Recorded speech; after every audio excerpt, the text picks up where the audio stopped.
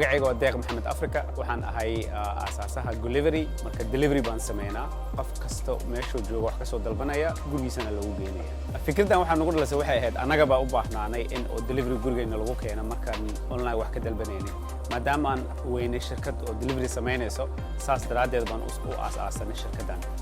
caqabadaha aan kala kulanno waxay ahayd shirkadihii aan la shaqeynaynay oo nala fahmi waayay maadaama anaga technology isticmaalaynay oo shirkadahana ee technology-ga ay weli la qabsan guulaha ka gaarna alxamdulillah waxa weeye laba magaalaan ka shaqeynaa Hargeysa iyo Muqdisho haddana waxaan rajaynaynaa in East Africa aan ku faafno dhalinyarada oo hal abuurka leh waxaan ku dhiirigelinayaa inay baroobeeyaan fikradda ku soo dhacdo waxaan ka qayb qaadanaynaa shirka sanadlaha oo Muqdisho Tech Summit 2019